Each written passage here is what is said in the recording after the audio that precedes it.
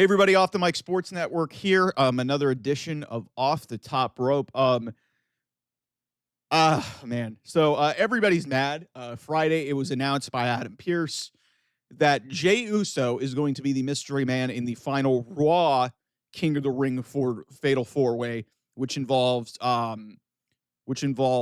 Bronson Reed, which involves Sheamus, Rusev, and now Jey Uso has been added to the field. It's a weird addition, and Jey Uso literally just lost the world title a week ago, so it's kind of an odd decision. I called it underwhelming here on the channel. A lot of people have been clamoring for Karrion Kross, and listen, I like Karrion Kross. I think he is very entertaining. I liked his stuff in TNA. I liked when WWE brought him in. But this is really a curious case that's going on here with WWE because he was, and I think John Moxley deserves some credit because John Moxley, I think, is the one that basically told Karrion Kross, call Triple H and see what he can do for you. And he really became a Triple H pet project. We saw it walked right into NXT during COVID and won the NXT championship twice. Won the NXT championship twice. And, he obviously has his beautiful wife, Scarlett, with him. It's a great entrance. His wrestling is not the greatest, but it's adequate. It's not the worst thing that I've ever seen. It's just pretty basic. There's nothing really that stands out about it. So then Karrion Kross gets called up to the main roster, still as the NXT champion in 2021, and Vince McMahon beats him in 90 seconds with Jeff Hardy.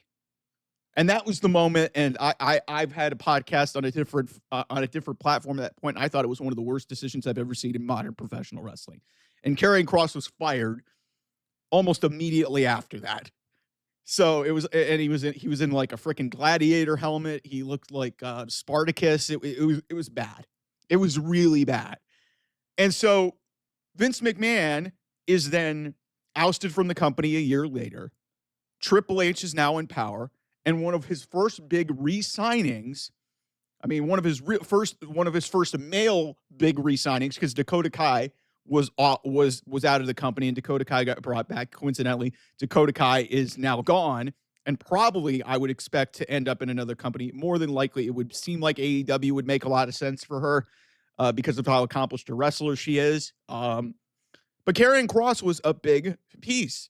And during the Drew McIntyre, Clash of the Castle build with Roman Reigns, Karrion Kross was basically reintroduced to the whole thing. And for 3 years, for actually really about 2 or so years, because now we're getting to, I'll get to my point here. Now we're in the third year of this thing. Karrion Kross has, Triple H has just tried over the course of 5 years of having him back to 2020 over 2 separate, stints with this company, has tried to make him stick. And nobody cared. Nobody cared. Even when he was so when he first gets in and he feuds with Drew McIntyre, it didn't matter. And then he forms the Final Testament in early 2024 with AOP and Paul Ellering. They get a match at WrestleMania, but still nobody cares. And all of a sudden, Karrion Kross near the end of last year and now into early this year has gotten himself over with the social media stuff, a lot of his merchandise, that incredible promo after WrestleMania that made you think that something was going on here.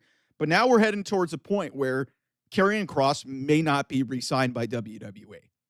And this is a really bizarre situation because it would be a bad move considering how very public and how negative everything got with R-Truth and now him coming back. And, Karrion Kross, in terms of his ability on the microphone and his ability to sell things and just be interesting in and we always, the people in the business talk about maximizing your minutes. Karrion Kross has done that better than anybody. Really. The problem is, as Adam Cole once said, they ring the freaking bell at some point. And that's when Karrion Kross, he doesn't separate himself from anything really in terms of his wrestling ability. But I'm going to be fascinated to see where this goes because the report is at least sometime this year, maybe in the summer, later in the summer, his contract's up and he might be let go. Whether that's a TKO decision, whether that's a Triple H decision, is yet to be seen.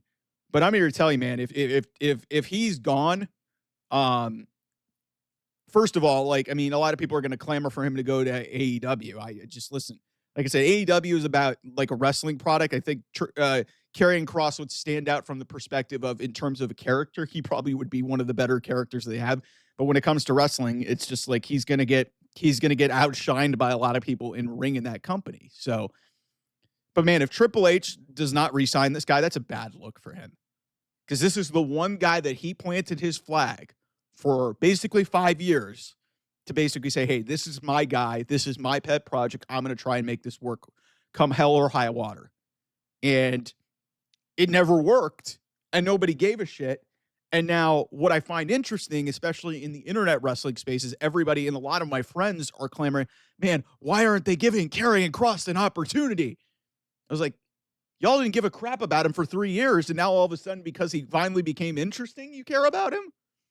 Like, the IWC is a really weird cesspool of a place, because I've been trying to tell people about Karrion Kross for a while, and I understand that his wrestling ability is very limited, but from a character perspective, I always knew that he was capable of something like this. I don't know what the fuck took so long. So like I said, Triple H deserves the brunt of the blame for this getting very public and getting kind of nasty. You're still not really sure what the whole story of this whole thing is. It's really strange. It's bizarre, because it's like, this guy was a very public and very, big time push from Triple H. Two-time NXT champion, gets pushed to the top of NXT. Then, but in the very public dispute of, who has more power, Vince McMahon basically humiliated this guy on live national television and then fired him. And then almost immediately, as Triple H gets into power, that's one of the first guys he brought in. And it didn't work. It didn't work for basically 2.5 years. They tried multiple things. They tried getting his entrance, which was taken away from him the first time he got moved up to the main roster. They got rid of the gladiator helmet. They got rid of the Spartacus look. They brought it. Scarlett wasn't even a part of his first call up. So none of that happens. They bring that all back, and he gets no reaction, gets no publicity, nothing to him whatsoever. They put him with AOP and Paul Ellering. That doesn't work. And now he's been interacting backstage with people, and he has that incredible promo post WrestleMania on the WWE official podcast. And now everybody cares about him. So what is it? I don't know what the message is from Triple H. I don't know what the message is from the audience. Like, I don't get this, because Triple H cared about him so much when early on, trying to get you guys to care, and then nobody cared. And then Triple H doesn't care now when the audience is as interested in Karrion Kross as he's ever been in his entire career, because he finally got the ability to show his creative wings. And we don't know what's true and what's not. We don't know what's a work and what isn't a work anymore. Just by me convincingly telling you all here on this channel, the R-Truth, Ron Killing stuff was not a work. That was very real.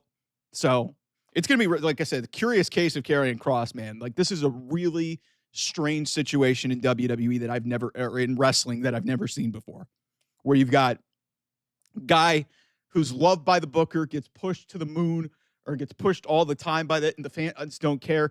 Then the booker stops booking the guy, and all of a sudden, hey, the fans love him, and he's about to be a free agent. It's really strange, man. So anyway, thanks so much for watching. I'll see you guys. Bye-bye.